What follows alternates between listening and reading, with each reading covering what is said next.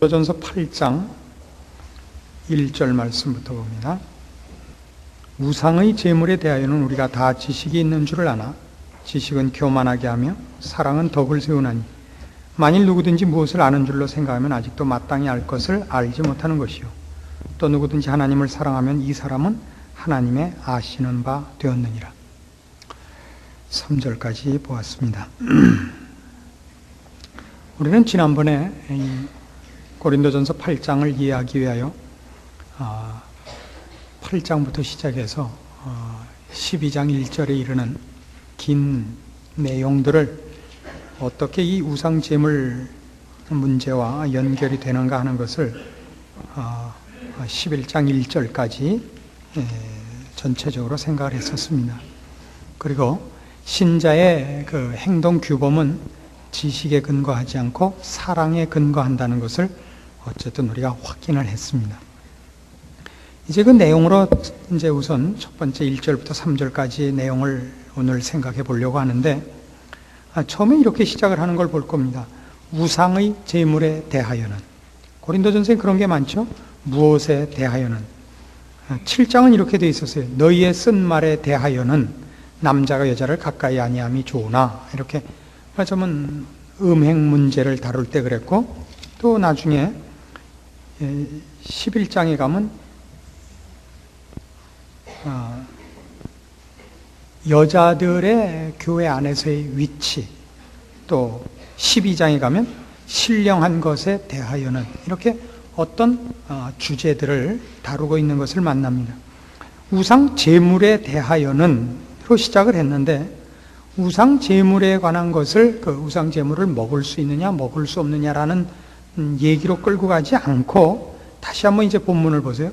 우상의 제물에 대하여는 우리가 다 지식이 있는 줄을 아나 지식은 교만하게 하며 사랑은 덕을 세우나니 만일 누구든지 무엇을 아는 줄로 생각하면 아직도 마땅히 할 것을 알지 못하는 것이요 또 누구든지 하나님을 사랑하면 이 사람은 하나님의 아시는 바 되었느니라. 즉 우상 제물을 주제로 삼고 있음에도 불구하고 이어서 나오는 얘기는 우상 제물에 관한 얘기가 아니더라 말입니다. 우상 제물을 먹느냐 못 먹느냐 하는 싸움이 아니라 지식이냐 사랑이냐 하는 문제를, 우상 제물에 대한 문제를 풀기 전에 먼저 시급히 꺼내야 한다는 것, 여기에 우리는 고린도전서 8장의 내용에서 신자가 그 신앙의 규범과 기준으로 삼는 가장 중요한 원리를 보게 되는 것입니다. 그러니까 우리가 신앙적으로 이것이 죄냐 아니냐, 무엇이 옳으냐 무엇이 그른 것이냐, 이렇게 갈 때는 언제나 지식적으로 내용적으로 혹은 율법적으로 죄냐 아니냐 맞나 틀리나 이런 것이 아니라 사랑이 있느냐 유익하냐 하는 차원에서 먼저 생각하는 것이 신앙의 모든 기준이라는 걸 원칙적으로 근본적으로 이해하고 있지 않으면 무슨 문제도 틀린단 말이죠. 그래서 2절에 있는 바와 같이 만일 누구든지 무엇을 아는 줄로 생각하면 아직도 마땅히 알 것을 알지 못하는 것이라. 이런 얼마나 대단한 공격입니까? 그렇지 않아요? 얼마나 대단한 공격입니까? 1절이 뭐였어요? 우상의 제물에 대하여는 우리가 다 지식이 있는 줄을 아나. 그러나 너희가 뭘 알고 있다고 생각한다면 너희는 아직도 알고 있는 것이 아니다. 그런 거예요. 우리 이제 나이 든 사람 입장에서 보면 젊은이들이 이런 얘기를 하는 게 제일 답답하죠. 언제였던 건 제가 지금 뚜렷이 기억이 없습니다만은 젊은 대학생이 자살을 했었는데요. 옛날에 그 운동권 학생들 중에 사회 전체에 자기네가 주제로 삼고 있는 문제를 관심을 끌게 하기 위해서 뭐 분신도 하고 뛰어내리기도 하고 하는 일이 많았었지 않습니까? 그 중에 한 대학생이 자살을 했는데 그 유서에 이런 것이 있었던 거 기억합니까? 나는 이제 인생에 대해서 다 알았다. 그렇게 유서를 남겨놨던 기억을 하십니까? 그때 우리 나이 든 사람 입장에서 보면 그 참 답답하잖아요. 그 나이에 알면 얼마나 알아요? 그 사람이 뭐 대학생에 뭐 70이에요, 80이에요, 대학생이. 20살 안팎의 나이에 인생을 뭘 알아요? 지 학교 총장 이름이나 알거나 알겠죠. 뭘 안다 그래요? 그러나 사람들은 곧잘 다 안다 그런다고요. 다 안다 그래요. 하물며 인생에 관한 것이 아니라 신령한 것에 관한 한 우리가 뭘 안다 그러겠습니까? 뭘 안다 그러겠어요? 그러나 알아야 된다고요. 알아야 되는 건 뭐냐 하면 최소한의 기준, 최소한의 방향 감각은 있어야 될 거 아니에요. 우리는 맹종하는 게 아니고 우리는 암중모색을 하는 것이 아니고 소경이 소경을 인도하는 건 아니에요. 그러나 나열을 해라 그러면 우리가 알지 못해요. 그러나 대강 알죠. 그렇잖아요. 그 대강이 굉장히 중요한 대강이란 말이죠. 그래서 오늘 이런 원칙 속에서 우리가 풀어나가는 거예요. 먼저 우리가 신앙에 대해서 알아야 할 것은 하나님이 계시다. 우리가 죄인이다. 이거 알아야 돼요. 예수를 믿지 않으면 나중에 죽어서 하나님의 영원한 형벌 속에 빠진다. 알아야 돼요. 그러면 우리가 알아야 되는 거는 예수 믿고 구원 얻고 전도하고 그럼 다냐? 그렇진 않다고요. 인생이란 쓸모없는 것이냐? 전도하는 것 외엔 쓸모없는 것이냐? 그렇게 간단한 문제는 아니라고요. 하나님께서 한 인간을 신자로 부른 다음에 맡기는 일이 뭐냐 하면 신자 되기 전과 신자 된 후에 달라지는 것이 없다는 얘기를 우리 쭉 했었습니다. 7장 얘기가 전부 뭐였죠? 왜 결혼을 안 하려고 하는 사람들이 생기거나 결혼을 했어도 헤어지려는 사람들이 생겼죠? 내가 예수 믿기 전에는 이 세상의 일들이 전부인 줄 알고 결혼도 하고 지지고 볶고 재밌게 살 작정했지만 이제 신앙을 갖고 보니까 하나님의 일을 하는 것이 가장 중요한데 그 일을 하는데 누가 먼저 방해가 되더라고요. 아내, 남편, 자식. 그래서 이거 다 집어치우고 오직 하나님을 위해서 24시간 그리고 내 모든 정열을 쏟겠습니다. 아니다 이거예요. 아니다 이거예요. 제일 중요한 것은 내가 신령한 어떤 명분을 가지며 신령한 어떤 형태를 취하는 것이 아니라 주어진 조건과 환경 속에서 그걸 하나님이 맡긴 하나의 책임인 줄 알고 그것을 신자답게 끌고 가는 거였어요. 어느 정도까지였느냐면 믿지 않는 배우자와 산다 할지라도 거기서 내가 신자로서 삶으로서 그 사람을 변화시키는 내가 가진 생명과 구원이 그에게까지 넘쳐나는 그런 일들이 우리한테 더 중요한 것이지 내가 내 아내와 혹은 믿지 않는 내 남편과 신앙의 갈등을 일으키느라고 내가 하고 싶은 만큼 신앙생활과 헌신을 못한다니까 헤어지는 게 낫다. 이런 식의 생각은 신자로서는 전혀 어울리지 않는 생각이요. 하나님이 기뻐하시지 않는 방법이라는 걸 우리가 배웠습니다. 그래서 오늘 우리가 생각하려는 이 문제에 있어서도 가장 중요한 것은 뭐냐 그러면 그가 사랑을 하느냐 아니면 지식만 갖고 있느냐예요. 그럼 지식이라는 게 필요 없느냐? 그렇진 않아요. 여기서 지식이라는 건 이런 차원의 지식을 얘기하는 겁니다. 다시 1절로 가서 우상의 제물에 대하여는 우리가 다 지식이 있는 줄을 아나 이 지식이 사랑과 대조되는 그래서 꾸중을 듣는 이유는 뭐냐면 지금 여기서 지칭하는 지식은 교만하게 하는 것이기 때문에 그 지식이 사랑과 같이 있지 않고 교만하는 것이라면 그 지식은 쓸모없다고요. 교만한 것이라면 이 교만하다는 말은 우리말로 적당하게 번역이 된 것입니다만은 그 내용을 조금 더 직역을 하자면 이렇게 부풀린 거예요. 그게 과장되어 있는 거예요. 그것이면 다다라고 생각한 거란 말이에요. 다른 게 들어갈 틈이 없단 말이에요. 이해나 용서나 기다림이 없단 말이에요. 부풀려 있어요. 그러니까 지식이 있어야 할 위치에만 있는 것이 아니라 이 지식이 다른 것들을 다 몰아내고 그것이 전부인 양 위치를 차지하고 있단 말이에요. 용서와 기다림과 이런 것이 같이 공존할 여지가 없이 부풀려 있는 것. 또는 흩어버린단 말이에요. 그래서 이 지식이라는 이름으로 남이 서 있는 자리를 이렇게 밀어내요. 다른 것들을 흩어버려요. 그래서 뭐와 지금 대조되냐면 사랑은 덕을 세운다. 그러니까 사랑의 가장 중요한 것, 지금 지식이 어떤 차원에서 꾸중을 받고 있느냐 하면 세우는 것과 흩트는 것이란 말이에요. 세우는 것과 흩는 것. 이 흩어버리는 것은 뒤에 이런 식으로 공격이 돼 나와요. 10절 보세요.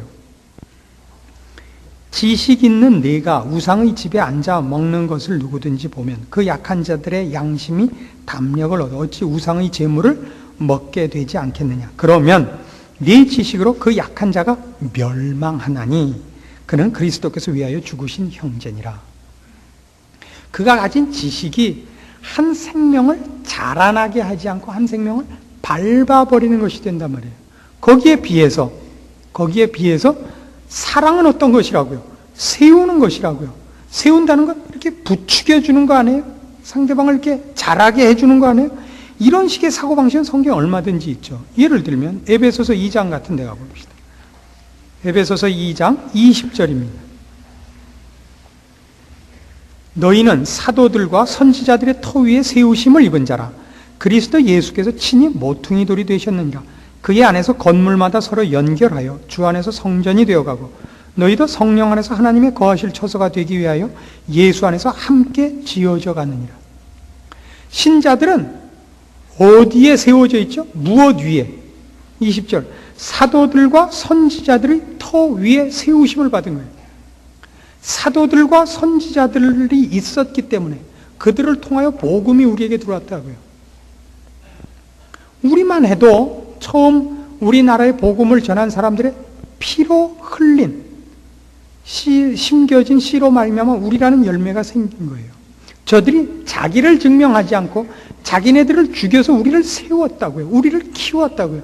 사도들과 선지자들의 터 위에 있고 예수 그리스도의 십자가 순환 위에 있는 거예요. 예수님이 친히 모퉁이 돌이 되는 거예요. 모퉁이 돌이라는 건 유대인들의 집을 짓는 법이라고요. 우리나라 같으면 주춧돌을 놓고 기둥을 세우지만 유대인들의 집은 이 모퉁이 돌을 놓고 돌을 하나 놓고 그 돌에서 벽을 이어나가는 거예요. 이게 기초예요. 이 돌이, 모퉁이 돌이. 예수 그리스도께서 우리를 세우신 거라고요. 이게 사랑이란 말이에요. 끝에 있는 22절도 너희도 성령 안에서 하나님의 거하실 처소가 되기 위하여 예수 안에서 함께 지어져 가느니라. 지어져 가는 거예요. 그 순간에 틀렸다고 잘라버리지 않는다고요.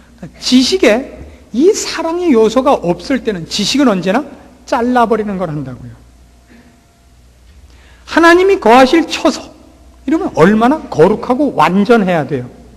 그걸로 만들어져 가는 과정은 어떤 거예요? 우리가 이해하기 좋게 얘기하지만 성화라는 것이 있죠. 성화. 그럼 성화되는 과정은, 성화의 과정 속에 있는 사람은 거룩한 거예요? 거룩하지 않은 거예요? 성화의 과정은. 부산을 향하여 가는 도중은 부산이에요? 아니에요? 부산에 가 있으면 도달한 거지요. 가는 도중이라고 얘기할 수 없죠. 성화란 거룩하게 되는 중인 거예요. 되는 중인 건 돼 있지 않은 거라고요. 지식은 잘못하면 우리가 거룩해야 된다라고 완성과 끝을 놓고서 우리를 다 아직 끝에 오지 못한 것을 넌 아직 완전하지 못하다, 도달하지 못했다라고 심판을 할 수 있다고요. 그런 식의 지식은 안 된단 말이에요. 지식은 그렇게 쓰여져서는 안 되는 것입니다. 게다가 처음에 신자들이 그의 신앙을 키워나가는 방법은 난 저렇게 돼야겠다, 이렇게 알고 가는 사람이 드뭅니다. 언젠가 이런 아주 제가 곤경에 처한 적이 한 번 있었습니다. 어떤 장소에서 갑자기 많은 신학생들한테 둘러싸여서 성공한 목회자 대접을 받은 적이 한 번 있습니다. 그게 참 못할 짓 중에 하나인데, 그 사람들이 전부 뭘 묻냐 하면 어떻게 해서 성공했습니까? 이거예요. 제가 성공했다는 개념이 없는데 어떻게를 물으면 어떻게 해요? 그래서 제가 뭐라고 그랬어요? 눈이 작으면 성공한다 그랬죠. 모르는 걸 물은 사람들 잘못이지 뭐 제 답이 뭐가 잘못이겠어요. 근데 그 중에 이런 게 있었습니다. 처음에 어떤 비전을 갖고 출발했냐 이거예요. 처음부터 지금 이 남포교회의 비전을 갖고 있었냐, 아니면 그 비전이 더 컸는데 아직 거기까지 못 도달한, 말하자면 지금 제가 목회하는 이것이 아직 그 과정인가, 아니면 좀 더 적은 비전이었는데 더 커진 건가, 이렇게 묻는 사람이 있었어요. 그래서 제가 이렇게 대답을 했죠. 사람 중에 나는 저기까지 가겠다, 이런 비전을 가진 사람은 제가 알기로는 몇 없어요, 인류 역사상.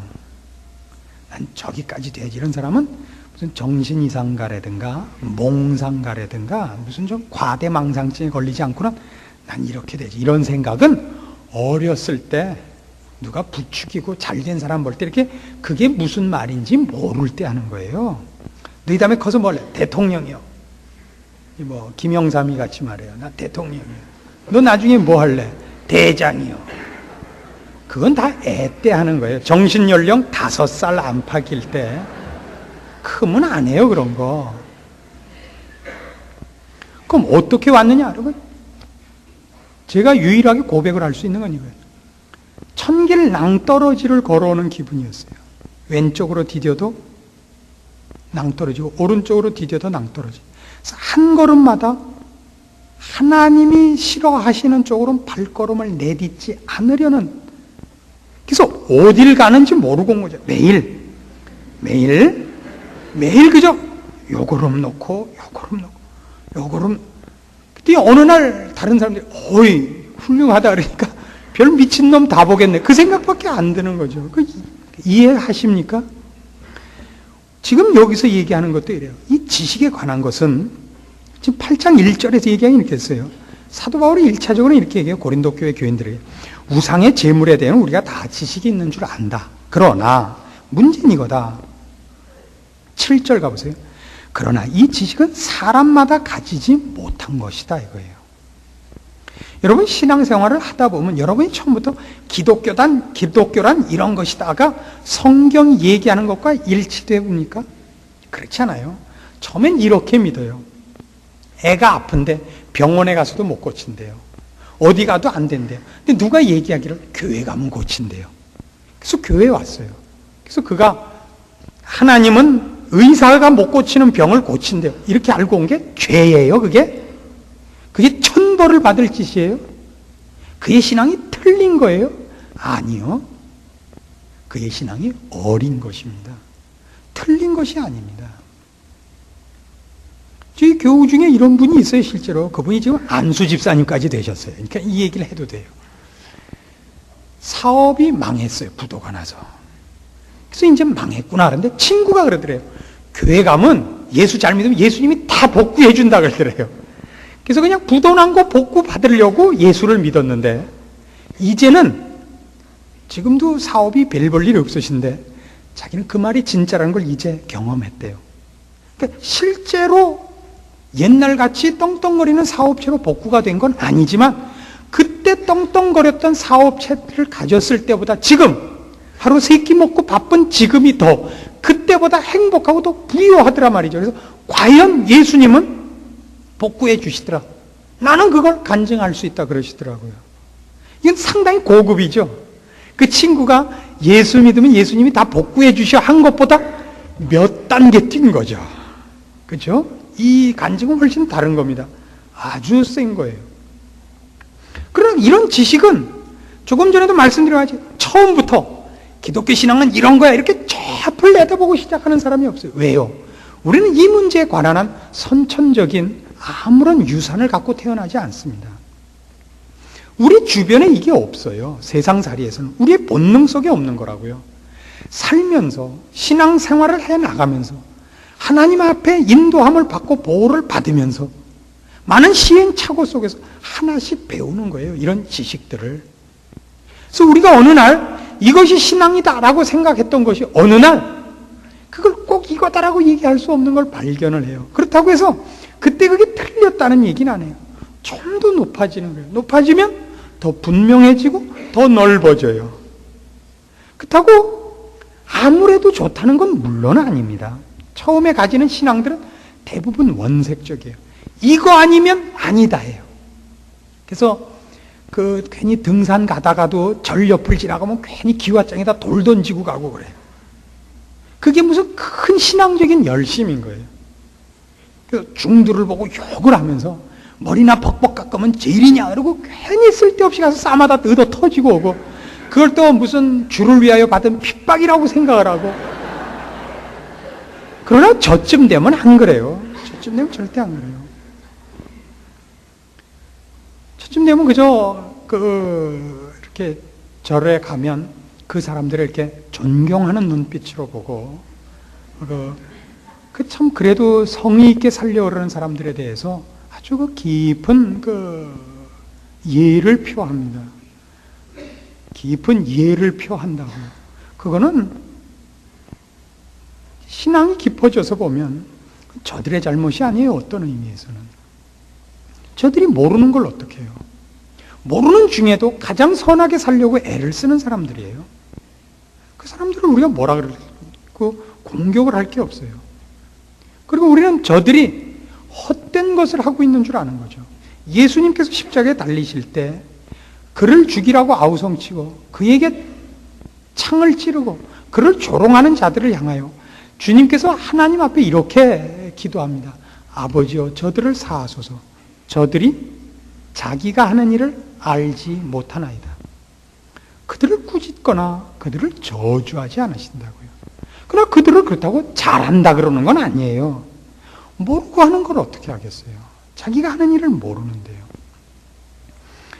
그래서 이런 신자들이 가진 신앙적인 지식이라는 것은 그가 이제 이젠 이걸 알았다. 이젠 이걸 알았다. 이제 나 이걸 알았다. 라고 하는 것, 어떤 것들, 무엇이 죄냐 아니냐? 무엇이 구원이냐 아니냐? 이런 정도로는 여러분 아무리 많이 알아도 그것이 여러분에게는 절대 행동 규범이 되어서는 안 되는 겁니다. 여러분이 알아야 되는 것은 하나님께서 우리를 구원하기 위해 예수님을 보내셨다는 십자가의 정신을 먼저 알아야 되는 겁니다. 우리를 선지자들과 사도들의 터 위에 세우고 예수 그리스도께서 친히 모퉁이 돌이 되신 그 일, 우리를 세우려고 하고 우리를 구원하려는 그 예수 그리스도의 마음에 동참하는 자세를 가져야 된다고요. 모든 이들을 불쌍히 여기고 모든 이들을 안타깝게 보는 예수 그리스도를 보내셨고 아직도 심판의 시간을 보류하고 계시는 하나님의 안타까움에 동참하는 것 외에는 여러분이 신앙에 어떤 것을 소유하고 경험하고 알고 있다고 할지라도 그걸 행동의 규범으로 신자는 꺼내놓지 않는다고요. 우리는 무엇까지 해야 되냐? 오른편 뺨을 맞으면 그래서 왼편 뺨을 대고 억지로 오리를 가자 그러면 심리를 가고 우리를 저주하고 우리를 핍박하는 자를 위해 기도해 줘야 되는 거예요. 왜요? 저들의 모름, 우리의 안, 이걸로 충돌하지 않는다고요. 우리만이 저들이 어리석고 흑암 속에 있고 자기가 하는 일을 알지 못하면 저렇게 살면 안 된다는 우리만 알고 저들은 모르는데 어떻게 싸워요? 그렇지 않아요? 솔로몬이 이런 일을 당했던 걸 성경에 있는 대로 기억하시죠? 두 어머니가 와서 한 애를 서로 자기 애라 그러는 거예요. 그래서 어떻게 하기로 했어요, 솔로몬이? 그럼 반으로 잘라줘라. 그러니까 친어머니가 아닌 자는 뭐라 그랬죠? 같이 나누자 이거예요. 잘라주십시오. 친어머니 뭐라 그래요? 아니요. 저 여인을 주십시오. 그 마음을 가지셔야죠. 자기 자식인 어머니는 자를 수 없죠. 어떻게 잘라요? 친어머니가 아니니까 잘르죠. 하나님은 이 세상을 친아버지로서 안타까워하고 계십니다. 그런데 우리는 신앙상의 어떤 지식을 가지면 옆집 아줌마인 거예요. 잘라주십시오를 한다고요. 세상 사람들이 못되게 놀고 나한테 피해를 주고 무식한 걸 가지고 나를 조롱할 때 우리는 저들을 잘라주십시오라는 얘기를 하게 된다고요. 이건 성경이 가르치는 신자의 행동 규범으로서 있을 수 없는 것입니다. 그래서 이 사랑이 지식에 우선한다는 것을 우리는 확인해야 됩니다. 그것이 바로 고린도 교회 교인들에게 있었던 커다란 문제였습니다. 고린도 전서에 가장 두드러지게 나타나는 건 처음부터 이 싸움이었죠. 고린도 전서 1장으로 가보세요. 5절 보십시다.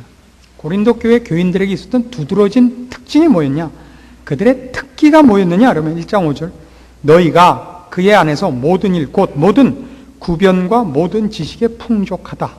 이게 저들의 고린도 교회 교인들의 장기였어요. 여기 구변과 지식 이렇게 나옵니다만은 좀 더 이렇게 들어가 보면 지혜와 지식 이렇게 얘기할 수 있습니다. 12장에 가면 나와요. 고린도전서 12장. 고린도전서 12장 8절. 은사 중에 고린도 교회에 이런 은사가 있었다고요.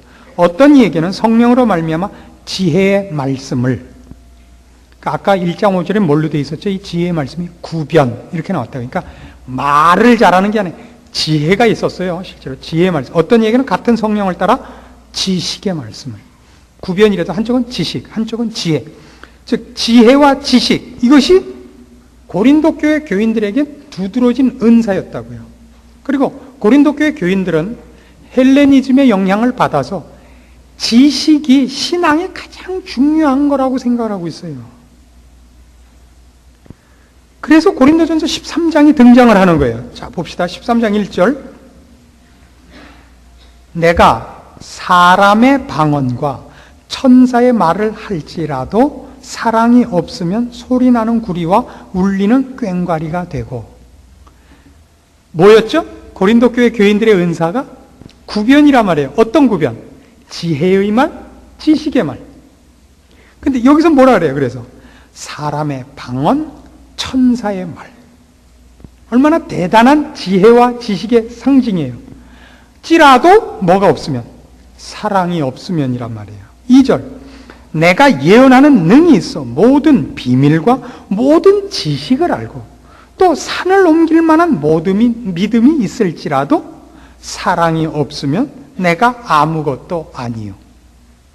내가 내게 있는 모든 것으로 구제하고 또 내 몸을 불사르게 내어줄지라도 사랑이 없으면 내게 아무 유익이 없느니라. 왜 고린도전서 13장의 사랑장에서 처음에 이 말들을 하는지 분명해지지 않습니까? 고린도 교회 교인들은 이 지식과 지혜, 여기에 저들의 신앙의 모든 초점을 기울이고 있다고요. 그러나 사도 바울이 가르치는 건 그게 아니에요.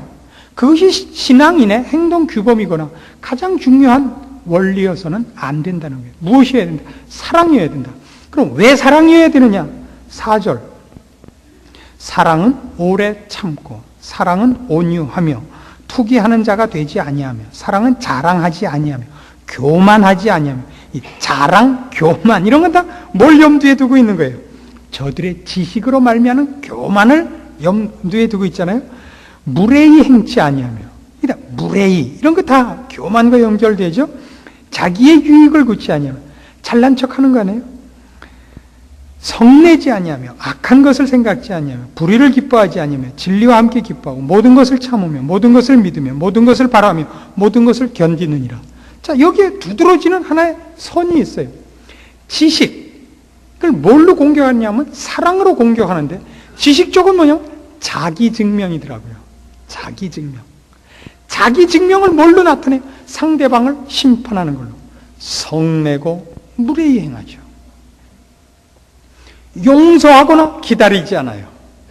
사랑은 어떻단 말이에요? 사랑은 나를 증명하지 않고 자기의 유익을 굳지 않는다고요. 자기의 유익을 굳지 않고 상대방이 잘못되기를 바라지 않아요. 상대방이 잘되고 돌이키고 완성되기를 바라요. 그래서 참고 견디는 거예요. 바라는 거예요. 나를 바라는 게 아니라 상대방이 바뀌고 상대방이 자라나고 상대방이 완성되기를 바란다고요. 사랑이에요. 사랑을 왜 이런 식으로 써야 돼요? 우리가 보통 생각하면 사랑이라면 좀 더 헌신적이고 지극하고 앞에 있었던 식으로 내 몸을 불사르게 내어주는 이런 정열로 나타내야 될 것 같은데 왜 이런 식으로 나타냈어야 돼요? 여기에 두드러진 이유가 있는 겁니다. 신자가 가져야 하는 신앙의 규범, 그 기준이 무엇이어야 되느냐, 그 원리가 무엇이어야 되느냐 하는 싸움 때문에 이렇게 된 거예요. 사랑은 자기를 증명하지 않습니다. 사랑은 상대방이 증명되기를 바라는 것입니다. 그걸 위해서라면 내가 믿져도 좋은 겁니다. 그러나 지식은 이 사랑과 반대될 때는, 이 지식이 사랑과 반대될 때는 자기를 증명하기 위해서는 상대방이 틀리길 바란다고요. 상대방이 틀리길 바란다고요. 불의를 기뻐하지 않아야 돼요. 그러나 자기를 증명하고 싶을 때는 상대방이 실패하기를 바라죠. 상대방이 실패하기를 바라요. 그래서 오늘 있는 본문에도 이렇게 나오는 겁니다. 거기 3절에 있는 말씀, 또 누구든지 하나님을 사랑하면 이 사람은 하나님의 아시는 바 되었느니라. 하나님의 아시는 바 됐다. 이런 거는 하나님이 우리를 아느냐 모르느냐 이런 차원에서 쓴 것이 아니고, 여기를 조금 더 번역을 이해하기 좋게 하자면 이런 뜻입니다. 2절부터 보죠. 이 내용을 조금 더 이해하기 좋게 직역을 할 테니까요. 2절, 3절 여러분 가지신 성경과 비교를 해보십시오. 만일 누구든지 지식에 이르렀다고 생각하면 아직도 마땅히 알 바를 알지 못하는 것이요. 누구든지 사랑하면 이 사람은 진정 아는 자니라. 이게 2절을 직역한 내용입니다. 그러니까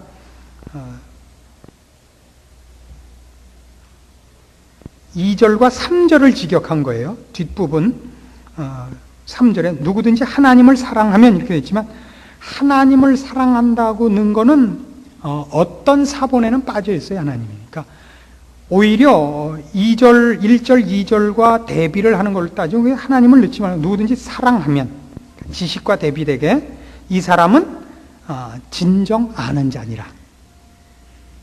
하나님에게, 그러니까 우리 번역된 성경은 하나님의 아시는 바 되었다는 건 바로 하나님이 우리를 안다 모른다의 그 아시는 것이 아니라 하나님께 인정된 제대로의 신앙의 궤도에 있다, 이런 뜻입니다. 진정 아는 자니라, 이런 뜻입니다. 그래서 진실된 지식이라는 것은, 그러니까 우리가 지식과 사랑을 이렇게 대비함으로써 마치 지식이 없어야 되는 것 같이 오해를 해서는 안 된단 말이죠. 진실된 지식은 뭐냐? 사랑 속에 있는 것이어야 되죠. 그러니까 진실된 지식은 우리 믿음의 지적인 양에 관한 것이 아니고, 무엇을 아느냐 모르느냐 이런 것이 아니라 하나님을 사랑하고 이웃을 사랑하는 알미여야 되죠. 그렇죠? 남을 유익해 하기 위한 자기 헌신, 하늘에 썩는 미랄, 이것이 참다운 지식이죠. 그것이 제대로 아는 거죠. 그래서 지금 우리가 다룬 모든 문제는 이런 것이 되는 겁니다. 자, 우상 제물로 시작을 했어요. 우상 제물을 먹어도 되느냐, 먹으면 안 되느냐의 싸움에서 먼저 먹어도 되느냐, 먹으면 안 되느냐, 이렇게 지식으로 이 결론을 우리는 일단 추적하지 말자 이거예요. 1차적인 문제는 뭐냐면, 너희들이 무엇을 알았든지 간에 그것으로 인하여 하나님과 내 이웃을 사랑할 마음의 준비가 되어 있느냐부터 먼저 분명히 하자 말이죠. 그러고서 이제 분명한 지식을 알자 이거예요. 그러니까 우리의 신앙과 핵심과 관점이 더 시급한 거예요. 어떤 시각을 갖느냐, 어떤 관점에 서느냐. 우리가 갖고 있는 것이 아무리 옳고 아무리 신령하고 아무리 완벽한 것이라도 그것이 교만한 것이 되고, 이웃에게 그래서 해를 주는 것이라면, 같은 신자를 멸망케 하고 그를 시험하는 것이라면 그것은 가장 비신앙적인 것이 되는 것입니다. 그래서 오늘 이 얘기를 내용적으로 이미 정리를 했습니다마는 현실적으로 이렇게 우리가 적용할 문제가 있어 이 사족을 하나 더 붙이는 겁니다. 여러분 주변에서 말이죠, 신령하다는 사이비 단체들을 많이 만납니다. 근데 그 신령하다는 단체들, 남다르다는 그 사이비들을 만나면 저들이 갖고 있는 것 중에 가장 크게 결여되어 있는 게 뭐냐면 바로 이겁니다. 우리가 갖고 있지 않은 더 깊고 더 놀라운 것을 가졌다 그러는데 그들이 기다려주고 용서하는 정신이 없어요. 저들의 오름으로 우리가 그르다는 것을 심판하려고 그래요. 그래서 저들의 그 분위기 속에 이 용서하고 상대방이 고쳐지기를 바라는 것이 아니라 자기네들 발 앞에 무릎을 꿇리고 계급을 만들려는, 그리고 틀린 것을 지적하여 자기네들의 옳음을 증명하려는 교만을 우리가 냄새 맡는다 이겁니다. 이건 언제나 틀린 겁니다. 이건 언제나 틀리는 겁니다. 모든 기독교적 진리와 기독교적 내용은 진리가 진리대로 나타나되 지금은 용서하기 위해서입니다. 지금은 죄 가운데서 나와 그리스도 안에 들어오게 하기 위해서입니다. 은혜를 베풀기 위하여 지혜가, 은혜를 베풀기 위하여 진리가, 은혜를 베풀기 위하여 빛이 비춰지는 것이지 심판기 위해서가 아닙니다. 심판기 위해서가 아닙니다.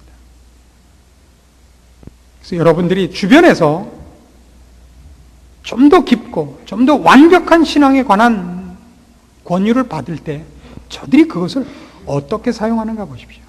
거기에 사랑이 있는가를 보십시오. 주께서 세상 죄를 지러 오신 십자가를 진 사랑의 냄새가 나는가를 보십시오. 그것이 없고 거기에 심판과 두려움과 계급이 있거든. 그건 분명히 틀린 것인 줄 아십시오. 그리고 여러분들도 여러분이 알고 있는 신앙적인 모든 지식과 신앙적인 체험들과 경력들을 같이 믿음 생활하는, 그리고 여러분보다 신앙이 어린 믿음의 이웃들에게 유익하게 사용되기 위하여 여러분들이 아는 것, 여러분들이 더 많이 소유하고 있는 것들을 유익하게 쓸 줄 아는 겸손과 사랑의 배려가 늘 있어야 됩니다. 그것이 없기 때문에 교회는 뜻밖에도 상처가 더 많은 집단이 되기 쉽습니다. 누가 뭘 어려움을 호소하면 아유 난 이상하더라. 난 시어머니하고 며느리하고 싸우는 건 난 이해가 안 돼. 난 그냥 하루 저녁 기도했더니 그 다음부터 그냥 싹 문제가 해결돼. 이런 말 하는 거 아니에요. 아주 혓바닥을 잘라버려요. 이건 정답이 아니에요, 절대. 여러분이 처한 거는 여러분 개인 사정이에요. 그 사람은 오죽하면 그렇게 됐겠나라고 생각을 하셔야 돼요. 오죽하면 그랬겠나. 오죽하면 그랬겠나. 얼마나 어렵겠는가. 얼마나 어렵겠는가. 그렇게 생각하셔야 돼요. 그가 신앙이 어려서 그럴 수 있어요. 근데 그 신앙 어린 거를 넌 왜 어려? 이렇게 꾸짖는 건 아무 도움이 되지 않아요. 크도록 기다려야죠. 잘 크도록 여러분이 걷어 먹이셔야죠. 그렇잖아요. 그리고 그가 신앙이 좋은데도 불구하고 어려운 짐을 지고 있을 수도 있는 것입니다. 그 어려운 짐을 지고 있는 걸 여러분들의 얄팍한 지식으로 공격할 수 없습니다. 남이 당한 어려움에 여러분이 도움이 되고 위로가 될 생각을 하십시오. 누구에게나. 여러분보다 어리거든 어리기 때문에 배려하시고 더 무거운 짐을 지고 있거든 그렇기 때문에 또 위로하시는 이 사랑의 원리가 여러분들의 신앙 행동에 가장 중요한 규범이 되고 관점이 되고 근거가 되시기를 권합니다. 기도하십시다. 하나님 아버지 은혜를 감사합니다. 우리의 어리석은 것을 아시기에 시간을 주시고 용서하시고 아무리 넘어질지라도 포기하시지 않는 우리 하나님의 기다리심에 감사드립니다. 우리들도 입 바른 소리 하지 말게 하시고 오직 화목해 하는 것, 위로하는 법, 사랑하는 법, 기다리는 법, 위하여 기도하는 법에 앞장서게 하시옵소서. 우리의 입술로 남의 마음을 상처내지 말게 하시고 우리의 눈길로 우리 형제들의 마음에 총을 쏘지 않게 하시옵소서. 내가 가진 지식들로 상대방을 위하여 무엇을 할 것인가를 생각하게 할지언정 상대방 앞에 그것을 나열하여 내가 너보다 우월하다는 것을 증명받는 어리석은 자리에 떨어지는 일이 없게 하시옵소서. 하나님 아버지, 그러나 우리는 이것을 알고도 실천하지 못하는 어리석은 인간들입니다. 오늘 주께서 가르치신 이 모든 말씀으로 자신을 돌아보게 하사 우리로 겸손하게 하시고 더 많이 사랑을 앞세우게 하시고 주님의 십자가를 앞세우게 하시고 우리의 자랑이 십자가뿐인 것을 다시 한번 확인하게 하시며 우리 입술에 오직 겸손과 위로와 사랑과 그리고 화평케 하는 말만을 두시옵소서. 기도하는 법, 섬기는 법, 말없이 따뜻한 눈길을 보내는 법 저희들에게 배워주시옵소서. 그리하여 교회 모일 때마다 우리의 상처가 치료되고 우리의 짐이 나누어지고 우리의 절망들이 걷어지는 복된 위로와 격려와 새로운 힘을 얻는 일들이 교회에서 일어나게 하시옵소서. 예수님의 이름으로 기도합니다. 아멘.